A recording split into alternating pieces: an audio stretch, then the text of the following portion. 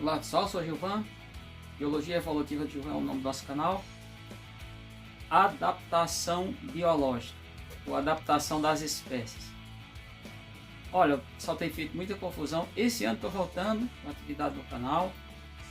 Já publiquei um vídeo, vou publicar muitos outros vídeos. O tema nosso é a adaptação das espécies. O tema não é meu.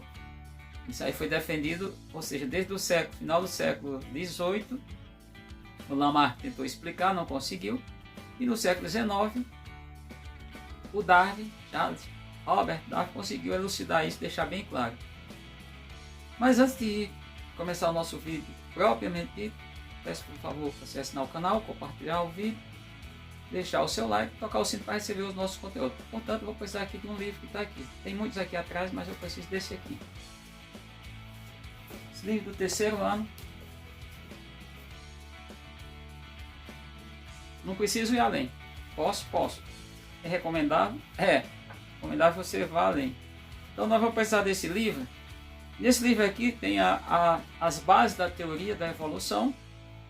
Vou até pegar aqui o capítulo para a gente ver como é que a evolução biológica e aqui os fundamentos da evolução biológica. Então tem aqui logo uma coisa interessante que eu vou ler aqui para vocês.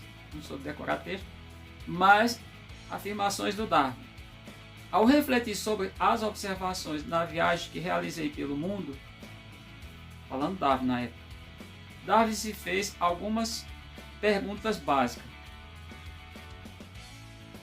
Se animais e plantas tivessem sido criados exatamente como se apresenta hoje, por que espécies distintas, mas nitidamente semelhantes, como pássaro e jabuti de Galápagos, foram colocados pelo Criador apenas em ilhas próximas e não distribuídas homogeneamente pelo mundo? Uma das perguntas de Darwin. Ótimo, excelente essa indagação do mestre Darwin. Outra pergunta. Por que ilhas com clima e condições físicas semelhantes, mas distintas entre si, como Galápagos e Cabo Verde, não tinha espécies semelhantes? Ou seja, Galápagos na América do Sul, Cabo Verde na África. Ou seja, elas têm clima muito semelhantes, várias condições são semelhantes, mas por que não tem a mesma biodiversidade? Ótimo, excelente. Mestre é mestre. Uma outra pergunta. Por que fósseis se parecem com espécies que habitam atualmente os locais onde são descobertos? Quer um exemplo? Fósseis dos dinossauros, fósseis de plantas. Por exemplo, fósseis de planta, tem um professor que foi meu professor na Universidade Regional do Cariri, professor Álamo, que ele é especialista em fósseis de plantas, ele encontrou fósseis na Serra do Arete, mas ser mais preciso, ele encontrou no município de Brejo do Santo, sul do Ceará, fósseis que têm ainda exemplares vivos, semelhantes, não iguais, na Mata Atlântica. E lá foi Mata Atlântica no passado, por causa também lá, que é um grande ambiente de recursos fósseis do passado, encontramos na Serra do Araripe, somente lá no município de Santana do Cariri. Bom, para a gente entender a evolução das espécies, não precisa ir muito além, mas preciso ir aqui vou pegar aqui também desse livro, umas passagens importantes do Darwin. Diz o seguinte. Alguns historiadores acreditam que a conclusão de Malthus despertou a atenção de Darwin para ideias de luta pela vida e sobrevivência dos mais aptos, possivelmente contribuir para a elaboração do conceito de seleção natural. Sim, ele leu muito. Malthus era um economista. Malthus não era... E Malthus era aquele que afirmou na seguinte frase de Malthus. Dizia o seguinte, afirmava ele, o alimento cresce numa pA e as espécies em uma PG. As espécies dependem desse alimento. Então, isso é uma contradição. Na verdade, aí onde ele fez a observação, é ótimo quando você tem o senso de observar, crítico. E aqui tem algumas afirmações de Darwin, vamos entender. Acompanhe a seguir como Darwin, a partir de alguns fatos observados na natureza, chegou a 3 proposições que fundamentam o conceito de seleção natural. Então isso aqui não é qualquer um, não, e a maioria dos livros nem sequer toca nesse tema. Fato 1. As populações naturais de todas as espécies tendem a crescer rapidamente, uma vez que o potencial reprodutivo dos seres vivos é muito grande. Isso pode ser verificado, por exemplo, quando determinadas espécies são criadas em cativeiro. Quando se garante condições ambientais favoráveis ao desenvolvimento. Nesse caso, sempre se observa uma elevada capacidade reprodutiva, inerente a praticamente todas as populações biológicas. Ou seja, o que quer dizer com esse fato 1? É que, na verdade, quando a espécie é criada em cativeiro, ele elimina a presença de predadores, às vezes de doenças. Com isso, a espécie aumenta e o potencial a crescimento é mais do que em qualquer outras condições naturais. Fato 2. O tamanho das populações naturais, a despeito do grande potencial para crescer, mantém-se relativamente constante ao longo do tempo. Isso ocorre porque diversos fatores ambientais, disponibilidade de alimento, locais para procriação, presença de inimigos naturais, parasitas, etc., exerce efeito limitador ao crescimento. O que eu acabava de falar no fato 1. Ou seja, o que acontece? As populações se mantêm praticamente constantes, a não ser que ocorra uma alteração.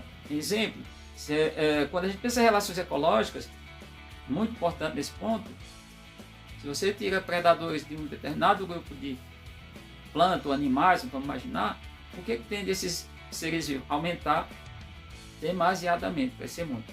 E aí ele vai, no fato 2, ele faz uma inferência. O que é inferir? É avaliar em tese aquilo que foi afirmado. Na natureza, a cada geração morre grande número de indivíduos, muitos dos quais provavelmente sem deixar descendente. Ou seja, aquela questão ali, além de ter os controladores, há uma questão, aqueles que não estão tão aptos, eles vão morrer. Morrer por vários fatores. Então eles ficam mais susceptíveis, ou seja, a acontecer doenças, insucesso, ser alvo de predadores, isso vai eliminar esses indivíduos dentro da população, de uma determinada população. Fato 3. Os indivíduos de uma população diferem quanto a diversas características, inclusive aquelas que influem na capacidade de explorar com sucesso os recursos naturais e de deixar descendentes. Sim, da mesma espécie, e uma pessoa não soube sequer diferenciar DNA, genoma e genética.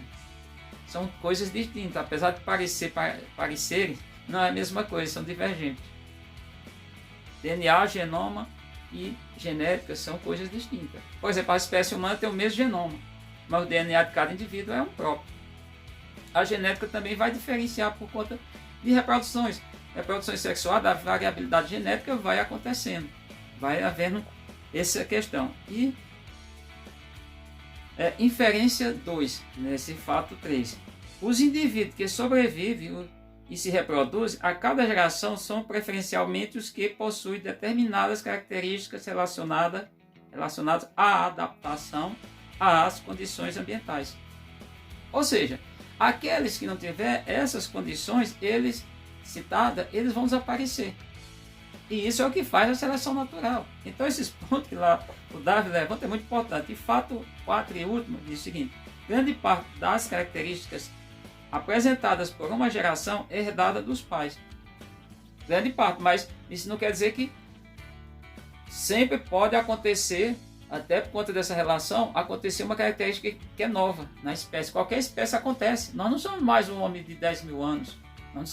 Nós mudamos muito dos nossos ancestrais até os dias atuais, e estamos mudando. Isso está acontecendo. Exemplo muito clássico disso é órgãos vestigiais, exemplo, apêndice vermiforme. A outra questão da dentição. A outra questão é pelo corpo. Nós perdemos. Apesar de ter um Tony Ramos, com todo respeito, tem muito pelo corpo. E nesse fato 4, ele faz a inferência 3, diz o seguinte: uma vez que cada geração sobrevive preferencialmente os mais adaptados, eles tendem a transmitir aos descendentes as características relacionadas a essa maior aptidão para sobreviver e se reproduzir. Ou seja, O que quer dizer aqui? É que, na verdade, o ambiente vai modelando aqueles que têm as características que são mais adequadas, mais aptas para o ambiente, que eles têm mais aptidão, eles ficam. Os que não têm, desaparecem. E aí, se o ambiente mudar, quem tiver fatores positivos a essa mudança, ele segue, ele fica dentro da mesma espécie. Os que não têm, desaparecem. Então, é importante salientar. E nós temos muitos exemplos que pode dizer a questão da evolução. É importante dizer isso. Exemplos são os fósseis, exemplos são os órgãos vestigiais que eu acabava de falar. Um exemplo é as relações ecológicas, a camuflagem, mimetismo, todas as relações intrínsecas entre os seres vivos, por exemplo, mutualismo. São algumas situações que a gente pode, por exemplo, hábitos de animais, de plantas, ou seja, vivência, sobrevivência de plantas em determinada localidade, local diferente, pouco, mas não ter essa presença. Climas muito distantes, mais parecidos, mas não ter a presença, ou seja, por quê? Porque aquele grupo de seres vivos ficaram ali isolados naquele local e no outro local não ficaram aqueles seres vivos. Então é muito importante entender essa questão de adaptação. Muita gente faz confusão, inclusive toda hora dizendo, gente, por favor, eu não, nas escolas eu tenho muito cuidado, estou com 23 anos de sala de aula, desde o início que eu venho lidando com essa questão da evolução, e um dos grandes cuidados que eu tenho é dizer, olha, ninguém está adaptando nada. Eu posso adaptar? Não, não está adaptando, você não adapta. Quem adapta, a questão quando falamos de adaptação das espécies, é a natureza. O ambiente mudou, essa espécie pode manter fatores possíveis, aqueles indivíduos da maior espécie que mantém, sobrevive. Quem tem fatores negativos, desaparece, tende a desaparecer. E até a espécie, todos os elementos do conjunto de uma espécie podem desaparecer se o ambiente mudar de uma maneira muito drástica. Isso é a ameaça que a gente sabe pelo superaquecimento do planeta. Então acho que ficou claro. Dito isso, a gente conclui aqui e vocês preparam o vídeo à frente, porque nós vamos ter muitos vídeos desse tipo esse ano. Assim, mais uma linha, porque a parte mais científica, mais forte, eu fico ali na sala de aula. Aqui é mais uma questão só complementar. Beleza? Obrigado pela atenção. Prepare o vídeo à frente e até o nosso próximo encontro.